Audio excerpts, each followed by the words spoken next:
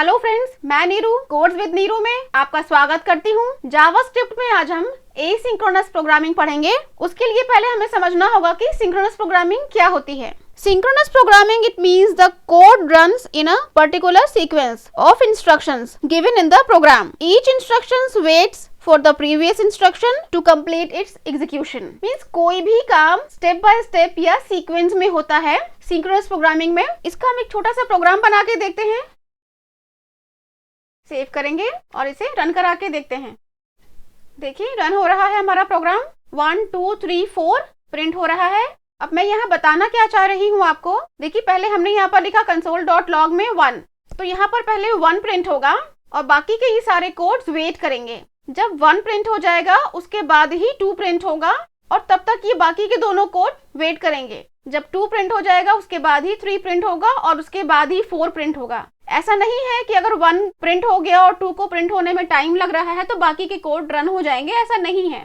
ये कोड एक दूसरे का वेट करते हैं और स्टेप बाय स्टेप सीक्वेंस में जैसे हमने कोड लिखा है ये वैसे ही प्रिंट होंगे सीक्वेंस में। ये हमारा सिंक्रोनस प्रोग्रामिंग है।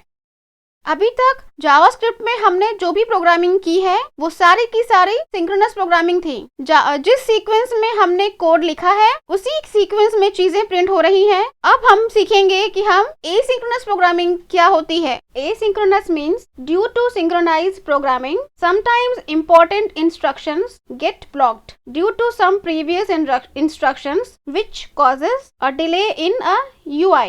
Asynchronous code execution allows to execute next instructions immediately and does not block the flow. कभी कभी हमने सीक्वेंस में प्रोग्राम लिख दिया और बीच में कोई ऐसा कोड है जो ज्यादा टाइम ले रहा है एग्जीक्यूट होने में। अब console.log का काम तो सिर्फ प्रिंट करवाना होता है जो बहुत ही जल्दी हो जाता है, पर कुछ काम ऐसे होते हैं जो कुछ सेकंड लेते हैं कंप्लीट होने में। तो ऐसे में अगली वाली इंस्ट्रक्शन को वेट क्यों करना पड़े, तो यहाँ से कॉन्सेप्ट आया है एसिंक्रोनस प्रोग्रामिंग का। अब एसिंक्रोनस प्रोग्रामिंग क्या कहती है कि हमारे पास 4 या 5 लाइन ऑफ कोड्स हैं जो इजीली रन हो गया। हमारे पास 4 या 5 लाइन ऑफ कोड हैं लेकिन 2 लाइन तो इजीली रन हो गए और थर्ड जो लाइन है उसे कंप्लीट होने में या उसे रन होने में थोड़ा सा टाइम लग रहा है। तो बाकी की जो 4th या 5th वाले जो लाइन ऑफ कोड्स हैं उन्हें वेट क्यों करना पड़े, तो 4th वाला कोड या 5th वाला कोड जो है वो रन हो जाएगा और 3rd वाला कोड पैरेलली प्रोसेस होता रहेगा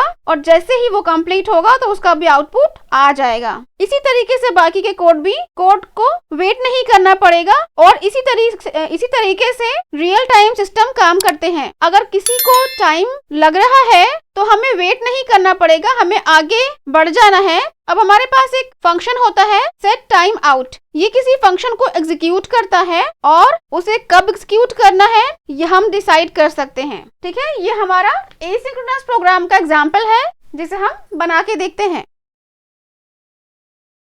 अब यहाँ पर हम टाइम आउट सेकेंड में देते हैं और कितने टाइम बाद आप अपना काम करवाना चाहते हैं ये यहाँ पर मेंशन कर सकते हैं। तो हम यहाँ पर 2 सेकेंड का टाइम दे रहे हैं।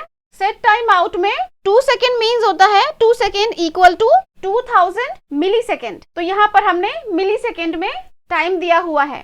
इसे सेव करते हैं। हमारा ये हेलो 2 सेकेंड का टाइम ले रहा है प्रिंट होने में। हमने यहाँ पर 2 सेकेंड का टाइम दिया हुआ है तो ये 2 सेकेंड के बाद प्रिंट हो रहा है। ठीक है, अब इस 2 सेकेंड को हम 4 सेकेंड भी कर सकते हैं। देखिए मैंने 4 सेकेंड का कर दिया है। सेव करते हैं। देखिए रिफ्रेश किया मैंने, अब ये 4 सेकेंड के बाद प्रिंट होगा। देखिए हो रहा है ना, 4 सेकेंड के बाद प्रिंट हो रहा है। अब इसे हम एरो फंक्शन की तरह भी लिख सकते हैं। देखिए मैं आपको लिख के दिखाती हूँ। अब यहाँ पर हम अपना टाइम दे देंगे। चलिए इसे सेव करते हैं और रन करा के देखते हैं। देखिए मैंने रिफ्रेश किया है। देखिए 4 सेकेंड के बाद हमारा हेलो प्रिंट होकर के आ रहा है। अब यहाँ पर हम अपने इस प्रोग्राम को एसिंक्रोनस प्रोग्राम की तरह में थोड़ा सा चेंज करके देखते हैं। ठीक है, उसका एग्जांपल कि कैसे एसिंक्रोनस प्रोग्राम वर्क करता है। चलिए इसे सेव करते हैं और रन करा के देखते हैं। ठीक है, अब इसे हम पहले रिफ्रेश करेंगे।